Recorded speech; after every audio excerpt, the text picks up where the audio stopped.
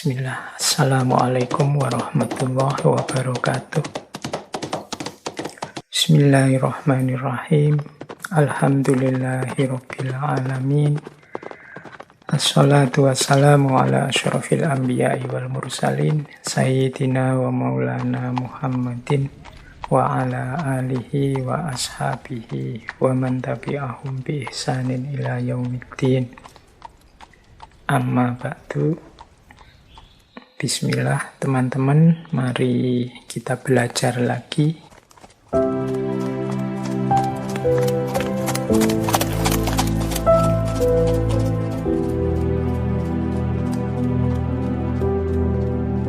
Ya sekarang bisanya apa, nyamanmu gimana, lakukan aja yang itu. Nggak usah mikir masa depan. Dirancang boleh, tapi dikhawatirkan jangan. Masa lalu diingat boleh, tapi disesali jangan. Kalau disesali, itu batinmu sengsara. Khawatir juga begitu. Kamu boleh merancang masa depan, tapi jangan ditakuti dan dikhawatirkan. Masa depan yang kamu takuti, kamu naik motor kok, wah jangan-jangan kalau nabrak gimana, wah jangan-jangan kalau macet gimana, kamu nggak jadi naik motor. Terlalu banyak khawatir. Atau dulu ada yang kecelakaan di sini, wah dulu ada yang jatuh di sini, wah dulu, namun akhirnya nggak jadi jalan juga. Jadi jangan menyesal yang sudah terjadi dan jangan khawatir dengan yang belum terjadi. Nikmati saja saat ini. Nggak usah khawatir. Hidup itu memang kadang seneng, kadang susah. Pokoknya nyawanya di situ. Masa depan mungkin mengkhawatirkan, tapi pasti tetap di masa depan ada seneng, ada susah. Masa lalu yang kamu sesalkan pasti ada senengnya, hanya yang kamu ingat susahnya saja. Iya kan? Kamu kuliah SMA yang kamu ingat ditolaknya saja, padahal yang nolak cuma satu, temenmu banyak, nggak ada yang satu pun yang kamu ingat. Yang kamu ingat ya yang kamu tembak dan kamu ditolak itu. Ya kan? Masa lalu nggak usah disesali deh, katanya Surya Mentaram. Nyari perkara wong sudah lewat, sudah terjadi kok.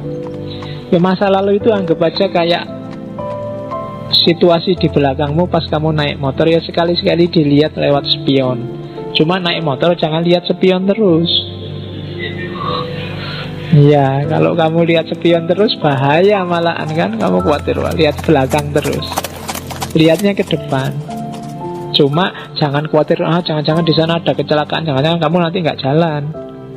Jangan-jangan ada orang motong depanku, jangan-jangan nggak jalan. Dinikmati aja naik motornya. Nggak harus terlalu khawatir yang di belakang sama yang di depan. Jadi sesal dan khawatir. Kalau kita bebas dari iri dan sombong, dari sesal dan khawatir, maka kita bisa tabah, bisa tatak. Kalau bahasanya Surya Mentaram, tatak itu tangguh. Kenapa orang jadi tangguh? Karena dia ngerti filosofinya hidup. Filosofi yang mana? Mulur mungkret, senang susah, ora iri, ora sombong, ora getun, dan ora khawatir. Kalau kamu punya prinsip ini, hidupmu akan kuat, tatak. Apapun yang terjadi, kamu akan tabah. Nggak usah takut dengan kesusahan. Sesusah apapun orang, pada saatnya akan ganti jadi seneng. Seseneng apapun orang, pada saatnya akan ketemu masalah dan jadi susah. Entah masalah besar, entah masalah kecil. Maka solusinya bukan jangan sampai kita susah atau semoga kita seneng terus, tapi solusinya adalah pahami ritme seneng dan susah. Di situ kita bisa tabah. Tabah itu tatak. Tatak itu nggak cuma kalau ada kesedihan, pas seneng juga harus tatak. Seneng luar biasa, tiba-tiba dapat undian mobil, dapat undian rumah, nah itu tatak. Kalau nggak kuat tiba-tiba pingsan kamu, alhamdulillah dapat rumah.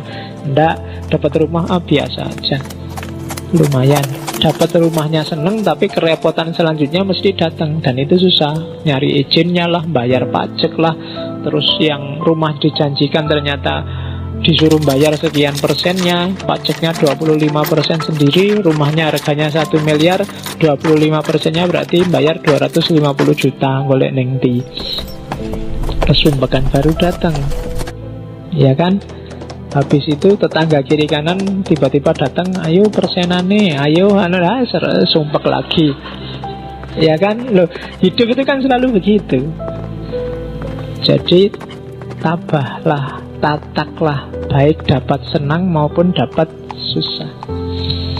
Nah, untuk bisa semua tadi, kuncinya apa? Kenalilah dirimu, merui gagasane dhewe. Ketahuilah dirimu. Jadi kayak tadi, tengganglah dirimu, kenali dirimu, kenali perasaanmu. Buang semua yang tidak penting. Buang semat, derajat, keramat, itu semua semu. Pahami keinginanmu, buang semua yang tidak penting, kenali dirimu. Kalau kamu sudah kenal dirimu dan semua atribut yang tidak penting lewat, kamu akan jadi menungso tanpa tenger, kalau bahasanya Surya Mentara. Manusia tanpa ciri. Jadi kamu bebas dari semua ikatan yang membelenggumu selama ini, baik ikatan seneng susah maupun ikatan semat, derajat, dan keramat. Nyari harta iya, karena kita butuh hidup, butuh fisik, tapi tidak tertipu dan terjerumus dalam semat. Nyari ilmu, nyari kemuliaan iya, tapi tidak tergila-gila oleh derajat. Nyari status, nyari pangkat iya, tapi tidak terpesona oleh keramat. Itu anggap aja baju yang sewaktu-waktu bisa ditanggalkan dan tidak penting. Toh tidak pakai baju kamu bisa hidup, asal nggak dilihat orang lain. Iya kan, kalau dilihat orang lain yang jadi problem. Nah, kalau bisa kayak gitu, maka kamu adalah manusia tanpa tenger. Kenapa manusia tanpa tenger? Karena semua tenger yang melekat padamu itu sifatnya artifisial, tidak penting. Namamu kan juga cuma simbol saja. Semua gelarmu kan juga simbol. Apakah kamu mahasiswa, apakah kamu anak soleh, apakah kamu takmir, apakah kamu SAG, MAG, MSG. Iya. Kemarin ada diskusi apakah S2 itu gelarnya harus MA, MAG, apa MUD, apa MANU. Tak usulkan gimana kalau MSG aja. Itu dahsyat loh, MSG itu sedikit-sedikit tapi dalam jumlah banyak bisa bikin kacau metabolisme tubuhnya manusia. Nah, jadi kalau bisa tidak terikat oleh itu semua, maka kamu jadi manusia yang sejati, manusia yang tanpa tenger. Kalau bahasanya Iqbal, manusia otentik. Itulah dirimu yang sejati, yang tidak tertipu oleh macam-macam, tidak terlalu banyak topeng. Semakin banyak topeng, semakin kamu berat. Misalnya, topengmu dulu hanya mahasiswa, sekarang ada tambahannya, mahasiswa aktivis. Ada tambahan lagi, mahasiswa aktivis yang kutu buku. Ada tambahan lagi, mahasiswa aktivis yang kutu buku yang takmir. Ada loh, ya kan, saya banyak topengnya, semakin berat tugasmu, semakin susah hidupmu. Maka ambil jarak dari semua topeng itu, kenali dirimu secara otentik. Jadilah manusia tanpa tenger. Apa enggak boleh Pak jadi mahasiswa aktivis, jadi mahasiswa takmir? Boleh. Tapi jangan anggap itu esensial, jangan anggap itu urgent dan penting. Itu semua sifatnya sementara, kayak seneng dan susah. Nah, maka dengan itu kamu akan jadi manusia tanpa tenger. Konsep yang sangat terkenal dari Surya Mentaram yang lain adalah mawas diri. Mawas diri ini semacam pahami diri, kuasai, kontrollah diri, itu mawas diri. Jadi mawas itu memahami, menguasai, dan mengontrol perjalanannya. Itu berarti kamu bisa mawas diri. Ya, kita lihat unsur-unsurnya. Ini dirumuskan dari beberapa narasi hasil ceramahnya Ki Ageng Surya Mentaram. Jadi apa sih tujuannya mawas diri itu? Mawas diri itu tujuannya tahu kelemahan dan kelebihan kita, yang semua dijelaskan tadi, dengan target akhirnya untuk jadi manusia tanpa tenger.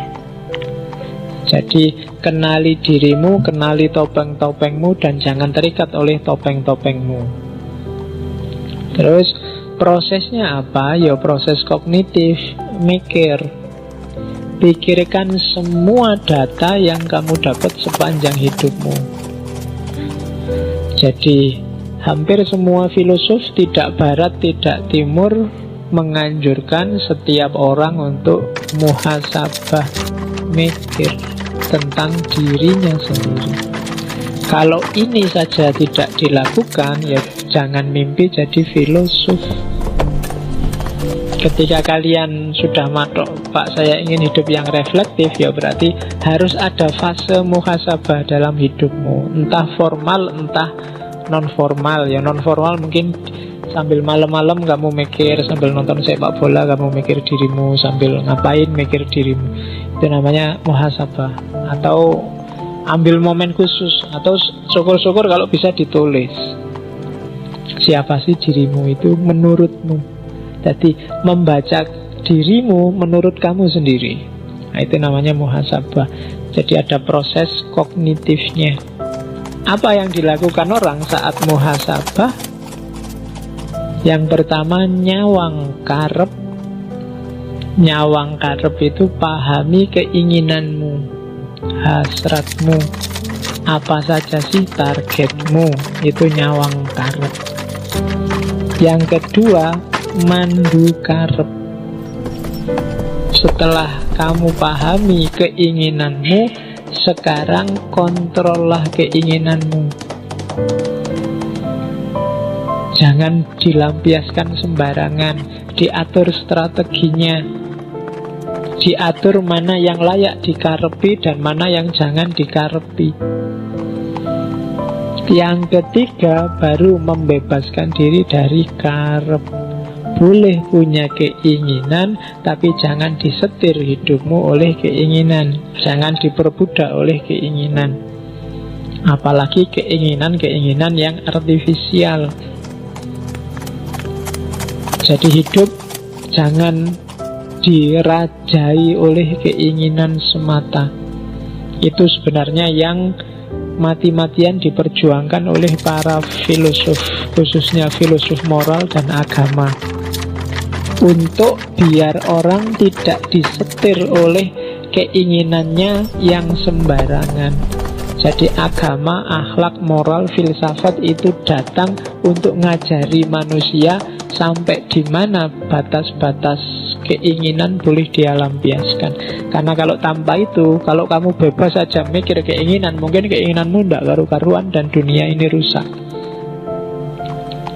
Manusia itu kan bebas hakikatnya, dan dia boleh ingin apa saja kalau cuma ingin loh ya. Cuma sumbernya dunia ini damai, tentram, apa kacau, itu keinginanmu. Dari keinginan muncul perbuatan. Maka pertama-tama kontrollah keinginan dan jangan diperbudak oleh keinginan. Itu mawas diri. Dan dari situlah, yaitu bahasanya strategi, orang akan naik kelas, naik level. Ada gradasinya untuk menuju manusia yang tanpa ciri tadi.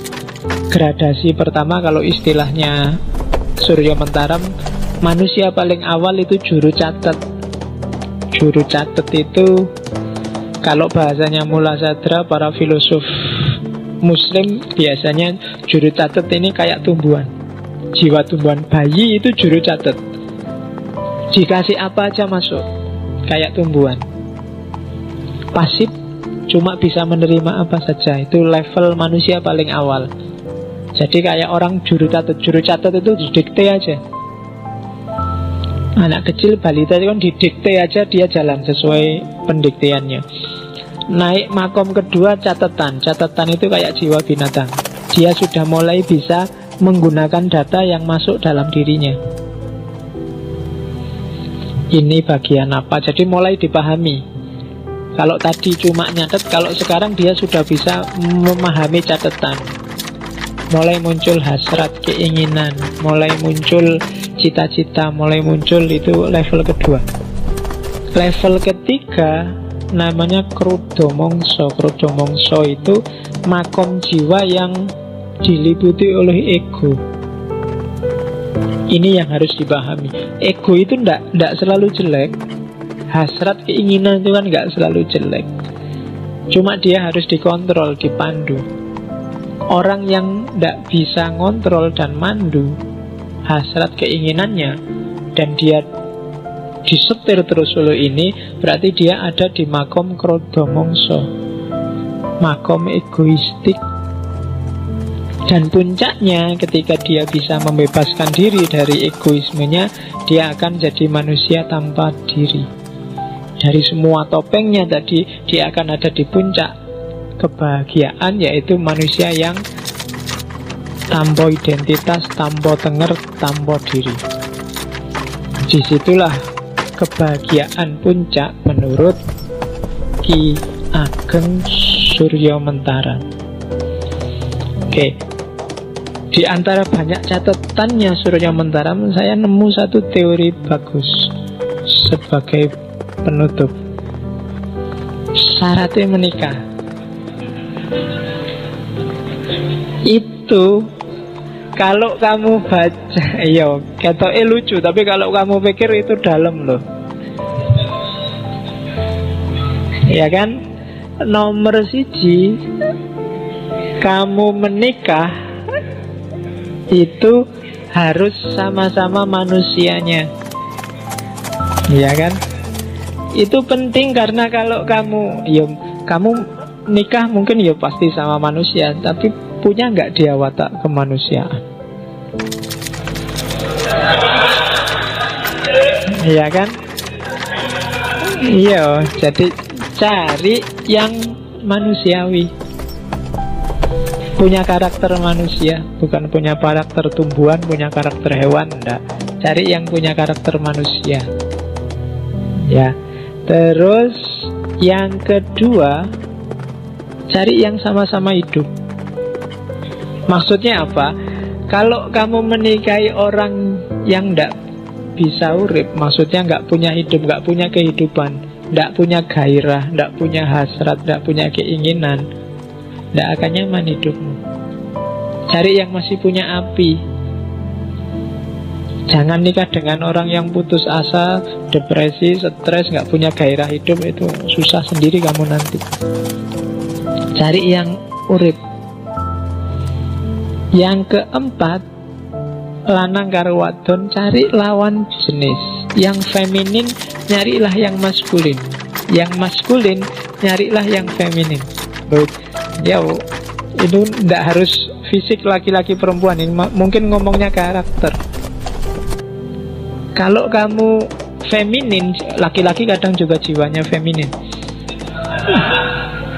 Kalau kamu feminin, lembut, dapat istri yang juga feminin, lembut, rumah tanggamu anyep. Apa anyep itu?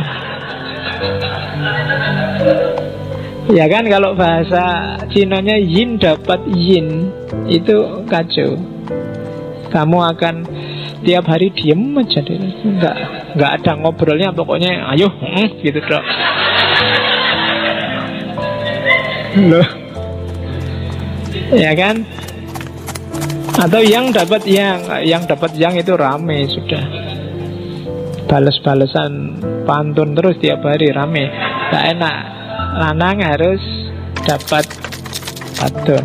Yang keempat, podo dewasa nih, sama-sama dewasa. Ini nggak perlu tak jelasin kan.